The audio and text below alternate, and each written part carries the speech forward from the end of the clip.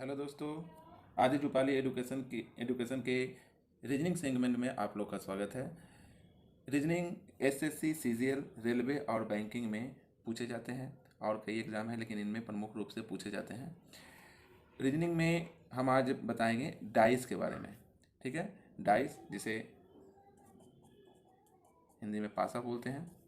ठीक है, उसके बारे में आज पढ़ेंगे। तो ये देखिए पासा, जो आप लोग घर पर भी देखते होंगे।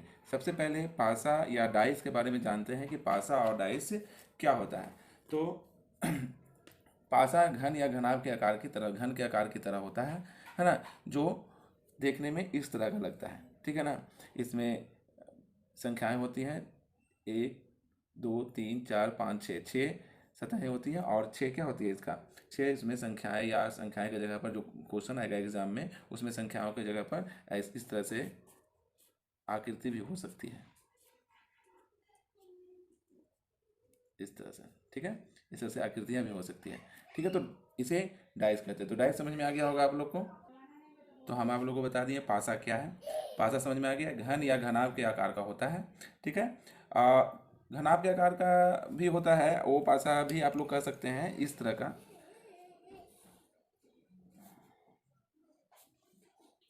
इस तरह का वो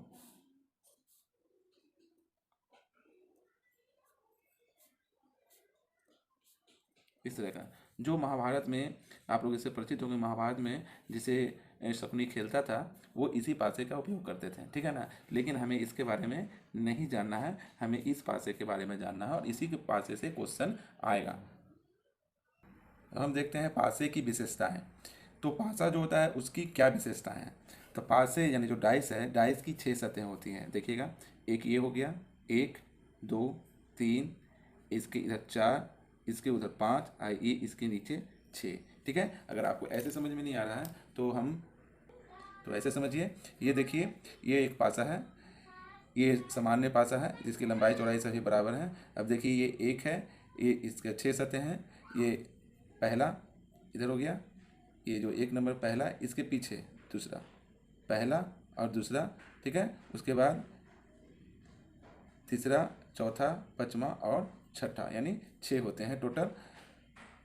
एक ऊपर का, एक नीचे का, एक दाएं का, एक बाएं का, एक आगे का और एक पीछे का, टोटल 6 सतहें होती हैं। दूसरा है, किसी भी पासे को आप मैक्सिमम मैक्सिमम मैक्सिमम 3 ही तरफ से देख सकते हैं। देखिए, जैसे एक एक तरफ से दिखाई दे रहा है, अगर इस तरह से कर देंगे तो 2 तरफ से दिखाई देगा, अगर इस तरह से कर दे तो ये 3 तरफ से दिखाई देगा। तो ये मैक्सिमम है। मैक्सिमम 3 से ज़्यादा किसी भी प्रकार से आप नहीं देख सकते। देखिए, ऐसे भी कर दिए तो 3 ही तरफ दिखाई दे रहा है, 6 4 और 5। इधर अगर इधर कर देते हैं तो भी 3 ही दिखाई दे रहा है, 1 2 और 3। ठीक है, इधर कर देते हैं तो भी 3 ही दिखाई दे रहा है, 1 4 और 5, यानी मैक्सिमम हम 3 ही तरफ से देख सकते हैं।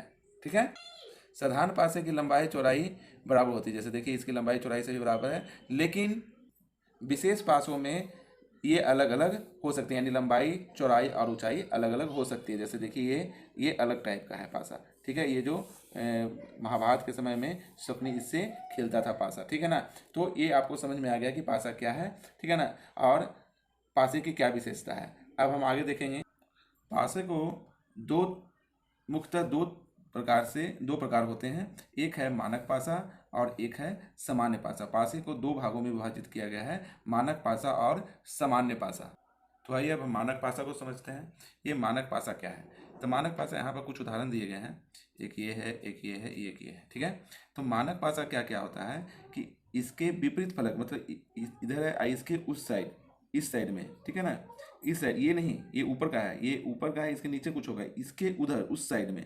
तो 3 के उस साइड में का योग, माने इधर सामने का और उसके पीछे का योग 7 होना चाहिए, तो ये मानक पासा हो जाएगा। ये 2 और इसके उधर का योग 7 होना चाहिए, 4 और इसके इधर का योग 7 होना चाहिए, 6 और इसके इधर का योग, माने इसके विपरीत ऊपर से नीचे का योग 7 होना चाहिए। ठीक है, तो वो मानक पासा कहलाएगा। जैसे हम अभी आपको पासा जो दिखा रहे थे, इसे ध्यान से देखिए। ये ऊपर में 6 है, 6 है, इसके पीछे देखिए 1 है, यानी 6 और 1 7 हो गया। 4 है इधर और इधर 3 है, तो 4 और 3 7 हो गया। 5 है इधर और इसके पीछे 2 है, तो 5 और 2 7 हो गया। यानी इसका मतलब हुआ कि ये एक मानक पासा है। अगर मानक पासा का क्वेश्चन दिया हुआ रहे तो उसे हम आसानी से हल कर सकते हैं। अगर क्वेश्चन पूछ देगा कि अगर बता दिया जाए कि ये मानक पासा है, ये मानक पासा क्वेश्चन में दिया हुआ रहेगा, तो ये तीन तीन का विपरीत साइड में क्या होगा, तो तीन के विपरीत साइड में चूंकि ये मानक पासा है तो 7 में से माइनस कर देंगे इसी तीन को, तो 4 होगा।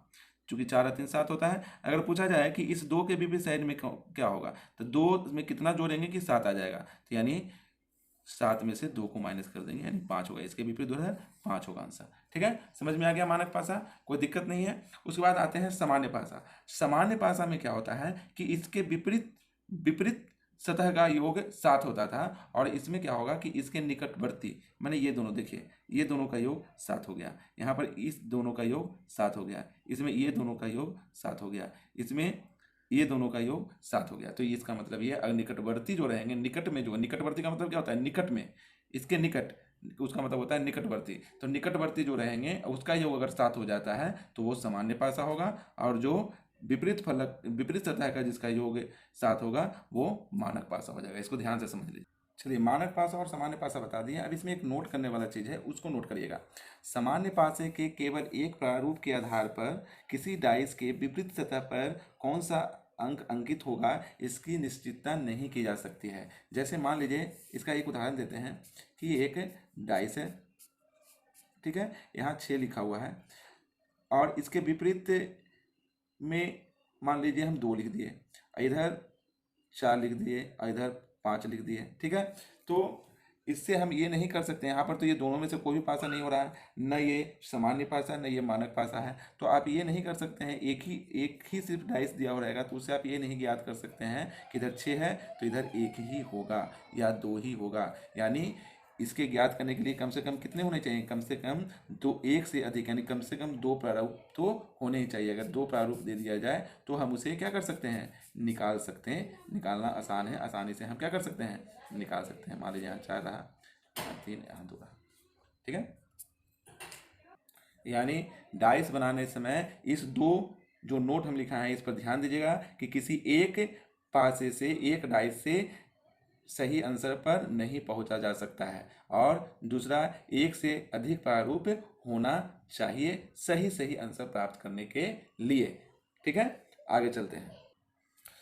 पासे से संबंधित प्रश्नों को हल करने के कुल 4 नियम हैं। तो आइए दोस्तों हम देखते हैं कि ये 4 नियम क्या है। पहला है मानकता का नियम। इस नियम में क्या होता है कि किसी पासे के विपरीत फलकों का योग 7 होता है, लेकिन निकटवर्ती जो होते हैं संख्या, निकटवर्ती जो सतह होते हैं उनका योग 7 नहीं होता है। लेकिन इस नियम के आधार पर क्वेश्चन बहुत कम आते हैं, यानी इस नियम को उतना आपको ध्यान से नहीं देखना है, सिर्फ जानकारी के लिए आपको बता दिया गया। फिर से एक बार समझिएगा, इसमें विपरीत सतहों का योग 7 होता है, लेकिन इधर ये निकटवर्ती जो सतह है उनका योग 7 नहीं होता। ये 4 है यहाँ पर दिया हुआ, ये 5 यहाँ पर दिया हुआ, तो 4 5 9 हो गया। तो ये क्या हो गया, मानक, अगर ये ऐसा पासा दिया हो रहेगा तो ये मानकता का नियम के अनुसार बन जाएगा। अब इसमें हम क्वेश्चन अगर कर दिया जाए कि 5 के विपरीत में क्या है, तो आप बना सकते हैं कि 5 के विपरीत में क्या होगा, 5 और 2 7 होता है, यानी यहाँ पर 2 होगा। 4 के विपरीत में क्या है, तो 4 और 3 कितना होता है, 7 होता है, तो यहाँ पर 3 होगा। इसके नीचे, इसके ऊपर है ये, तो नीचे साइड में। ठीक है, इसमें कन्फ्यूज नहीं करिएगा, ऐसे हम बताने की कोशिश करें, इसका पूरा हम दिखा नहीं सकते हैं, इसलिए इस तरह से बता रहे हैं। ठीक है, अगला नियम है निकटवर्ती अंकों का नियम। ये क्या है, अब इसे समझते हैं। ऐसे पासों का समूह जिसमें एक ही पासे के कई रूप दिए गए हैं, एक ही पासे के कई रूप दिए हुए रहेंगे। किसी भी सतह पर लिखा हुआ अंक 4 अलग अलग निकटवर्ती अंक, जो 4 अलग अलग निकटवर्ती अंक, यहाँ पर देखिएगा इसका निकटवर्ती 2 का निकटवर्ती अंक कितना है, 6 और 4 है। यहाँ पर 2 का निकटवर्ती अंक कितना है, 1 और 3 है। यहाँ पर 3 का निकटवर्ती अंक कितना है, 5 और 4 है। यहाँ पर 3 का निकटवर्ती कितना है, 2 और 4 है। तो सभी का निकटवर्ती अंक है अलग अलग है। ठीक है ना, सबका, जैसे 2 का 6 और 4 यहाँ पर दिया हुआ है, तो यहाँ पर 2 का 1 और 3 दिया हुआ अलग अलग। 5 के यहाँ पर 3 और 4 है, तो यहाँ पर 5 का और नहीं है यहाँ पर, तो 5 का छोड़ दीजिए अभी। मान लीजिए यहाँ पर 3 का 4 और 5 है, तो यहाँ पर 3 का 4 और 2 है। ठीक है, तो अलग अलग निकटवर्ती अंक दिए हुए रहेंगे, मतलब एक जैसा नहीं रहेगा। ठीक है, तो इसे कैसे निकालेंगे, इस नियम से कैसे निकालेंगे। अगर मान लीजिए पूछ दिया कि 2 के विपरीत में कौन है, 2 के विपरीत सतह पर क्या है, तो आसानी से इसमें निकाल सकते हैं कि 2 के, देखिए 2 के सामने में 6 दिखाई दे रहा है, 4 भी दिखाई दे रहा है, 2 के सामने में यहाँ 1 भी दिखाई दे रहा है और 3 भी दिखाई दे रहा है। तब देखिएगा, ध्यान दीजिएगा, 2 तो दिखाई दे ही रहा है, 6, 4, 1 और 3 दिखाई दे रहा है। 6 ही अंक पूरे सतह में 6 ही अंक होते हैं, तो यहाँ पर कौन सा एक मिसिंग है? तो 1, 2, 3, 4 यानी 5 मिसिंग है, यानी 5 आंसर हो जाएगा। ठीक है, लेकिन इससे भी क्वेश्चन ज़्यादा नहीं आता है। ठीक है, तो आता किससे है? ये सिर्फ आपको नॉलेज के लिए इतना बताया गया। कॉमन उभयनिष्ठ या 2 समान अंकों का नियम। इसे देखिएगा, इसमें क्या होगा, पासों का ऐसा समूह जिसमें एक ही पासा विभिन्न रूप में, मतलब एक ही पासा को 2 रूप में दिखाया जाएगा, जिसमें कि 2 सतहों पर, 2 सतहों को पर समान अंक होंगे। देखिए ये अलग अलग रूप में है, ये यहाँ पर 4 है, यहाँ पर 1 है, लेकिन ये देखिए यहाँ पर 2 जो सतह हैं इन पर समान अंक है। ठीक है, जब ऐसा रहेगा तो इसमें कुछ नहीं करना है, ये समान अंक जब मिल जाएंगे तो 4 के विपरीत 1 होगा। ठीक है, इसी तरह से यहाँ पर जो दिया गया एक उदाहरण और दिया गया है, देखिए फिर से बताते हैं, फिर से मेरा जो परिभाषा उसको समझिएगा। पासों का ऐसा समूह है, यह पासों का ऐसा समूह जिसमें एक ही पासा, ये दोनों एक ही पासा है, एक ही पासा के विभिन्न रूप, 2 अलग अलग रूप दिखाए गए हैं, जिसमें 2 सतहों पर एक ही अंक हो, तो ये और ये जो अंक दिखाई दे रहे हैं वो समान हो जाएंगे। इसे हम अपने पासे पर भी आपको एक बार दिखाएंगे। देखिए, जैसे यहाँ पर ये पासा है, तो 6 के ऊपर उल्टी साइड में क्या है? 1 है। तो अगर मान लीजिए इस पासे को हम इस तरह से रखते हैं, तो 1 में क्या है, इधर 5 है और 2 है, वो 6 के विपरीत दिशा में क्या है ये निकालना है। तो 5 है और 4 है, एक तरफ 6 है। ठीक है, और इसे इसी तरह से रखना है। और ये देखिए, अभी 5 है और 4 है और 1 है, ये सतह चेंज नहीं हुआ, ये सतह है जो चेंज नहीं हुआ, ये 4 और 3 चेंज नहीं हुआ है, लेकिन ये 1 आ गया। इसका मतलब कि 1 के विपरीत में कौन है? 6 है। ये चेंज नहीं हो रहा है ना, ये देखिए ऐसे ही ऐसे दिखा रहा है, ये एक बार ऐसे दिखा दिए आपको और एक बार ऐसे दिखा दिए। समझ में आ गया? समझ में आ गया होगा। ठीक है, अगर आपको ये समझ में आया और अच्छा से बता रहे तो प्लीज़ एक लाइक कर दीजिए और चैनल को सब्सक्राइब कर दीजिए। हम आगे और बताते हैं। अभी ये आता है चौथा और लास्ट, और ये सबसे ज़्यादा इम्पोर्टेंट और इसी से मैथ आते हैं। इसको आप पूरी अच्छी तरह से समझिएगा। अगर इसके ऊपर वाले नियम से आपसे, यानी कॉमन जो नियम दिया गया है उभयनिष्ठ या 2 समान अंक का नियम, उससे अगर नहीं बनता है, ये जो दिया गया है इस नियम से अगर नहीं बने क्वेश्चन, तो फिर इस नियम, ये सभी नियमों का रामबाण है, इससे सभी बन जाएंगे। तो इससे बनाना है, कैसे बनाना है? वक्र चक्रीय घूर्णन क्या है? तो इसे बनाएंगे इस तरह से। इसमें क्या करते हैं, किसी एक अंक को देखते हैं कौन सा कॉमन है। जैसे मान लीजिए इसे 5 कॉमन मिल रहा है, तो पहले 5 को ऐसे लिख देंगे।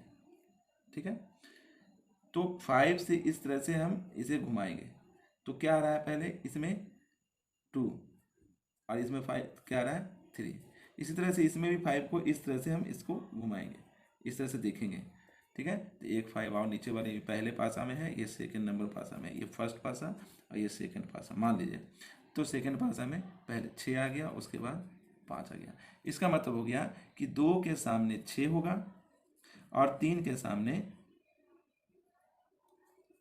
5, 6 और 4 है, सॉरी 4 है, और 3 के सामने 4 होगा। तो बचा क्या? तो बच गया 1, यानी 5 के सामने 1 होगा, ये आंसर हो गया। ठीक है, आसान है।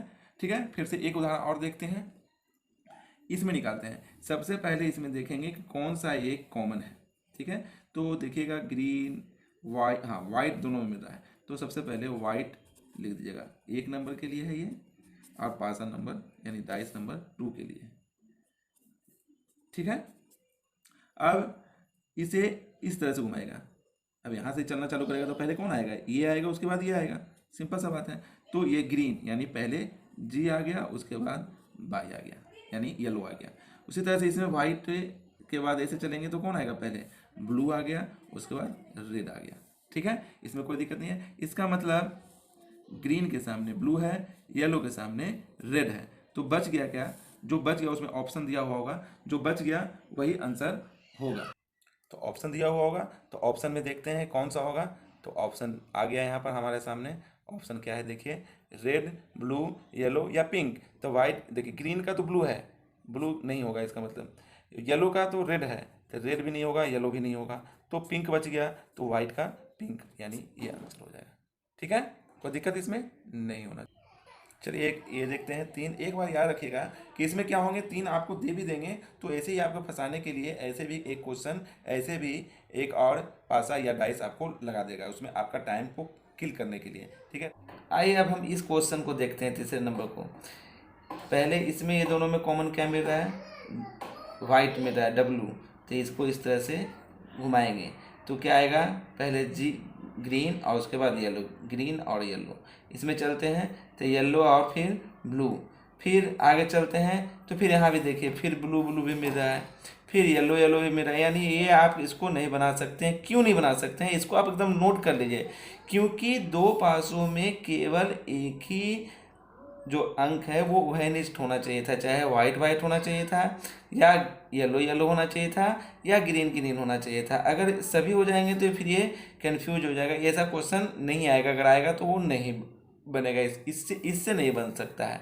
ओके, ठीक है, ठीक है ना, तो इसको आप उसी समय देख लीजिएगा। ठीक है, अब आगे चलते हैं, कुछ उदाहरण आपको हम देंगे। इस क्वेश्चन में दे रहा है 3 के विपरीत सतह पर कौन सा अंक होगा। तो ये बहुत आसान है, जो हम पढ़े थे आप लोग, C उभयनिष्ठ अंक या दो समान अंक का नियम, वो यही है। तो दो समान अंक देखिए यहाँ पर मिल रहे हैं, देखिएगा ध्यान से देखना है कि इसमें 4 और 5 मिल रहा है, इसमें भी 4 और 5 मिल रहा है। ठीक है, तो हमें निकालना क्या है, हमें निकालना है 3 के विपरीत, 3 इसमें है। ठीक है, तो 3 के विपरीत मिल रहा है, तो इसमें 6 और 5 है, इसमें 6 और 5 है, यानी 3 के विपरीत कितना हो जाएगा, 4 हो जाएगा। आंसर हो गया, दोनों मिल रहा है। बताए थे कि जिसमें 2 मिल जाएंगे तो एक जो बचा रहेगा वो क्या रहेगा, उसके विपरीत रहेगा। ठीक है, यानी इसका आंसर 4 होगा। ठीक है, इस तरह से बनाएंगे। नेक्स्ट क्वेश्चन ये होगा और क्वेश्चन वही रहेगा, 3 के विपरीत, 3 के विपरीत बराबर भाट क्या होगा। ठीक है ना, तो इसे हम निकाल, तो 3 के विपरीत पहले क्या करना है, 3 3 क्या है, दोनों में कॉमन में रहा है 3, तो लिख लेंगे। उसके बाद 3 को इस तरह से रोटेट करेंगे क्लॉकवाइज, तो क्या आएगा, पहले 5 आ रहा है, उसके बाद क्या आ रहा है, 1 आ रहा है। ठीक है, इसमें करेंगे इस तरह से, तो पहले 2 आ रहा है, उसके बाद 4 आ रहा है, यानी 5 के सामने 2 है, 1 के सामने 4 है, तो 3 के सामने क्या बच गया, 1 2 3, कितने अंक होते हैं, 1 2 3 4 5 6, तो 1 2 4 5, 1 2 4 5 मिल गया, ये 3 भी तो मिला, तो बचा क्या, 6, यानी इसके विपरीत 6 आंसर होगा। ठीक है, कोई दिक्कत इसमें। चलिए हम इसमें एग्जाम जैसा ऑप्शन भी दिए हैं, तो ये देखते हैं बनाकर। इसमें पूछ रहा है 2 के विपरीत, 2 के विपरीत वाट क्या होगा। चलते हैं, तो 2 यहाँ पर पहले कॉमन क्या है ये देखते हैं, दोनों में 5 कॉमन, ये नहीं कि 2 है इसीलिए क्वेश्चन दिए हैं आप लोग, तो ऐसा सोच लीजिएगा सर मैं जिसका विपरीत पूछ रहे वही क्वेश्चन है, तो इसमें ये 2 के विपरीत पूछ रहा है। ठीक है ना, तो हम इसमें जो कॉमन में रहा पहले उसे लिखेंगे, है ना, नहीं तो यहाँ पर देखिए 3 था, 3 के विपरीत था, 3 ही कॉमन भी था। ठीक है, तो इस तरह से आप सोच लीजिएगा कि जिसका पूछता है वो कॉमन होता है, नहीं, कॉमन कुछ भी हो सकता है। तो 5 को ले लिए, 5 को क्लॉकवाइज चलेंगे तो 3 पहले आएगा, उसके बाद 1 आएगा। इसमें भी चलेंगे 5 के क्लॉकवाइज चलेंगे तो पहले 2 आएगा, उसके बाद 4 आएगा, तो 3 के सामने 2 हो गया, 1 के सामने 4 हो गया, बचा क्या, 6 बच गया इसमें, यानी डी नंबर आंसर हो जाएगा। आशा करता हूँ आप लोग को समझ में आया होगा। अगर समझ में आया तो प्लीज़ लाइक कीजिए, सब्सक्राइब कीजिए, और जय हिंद, जय भारत।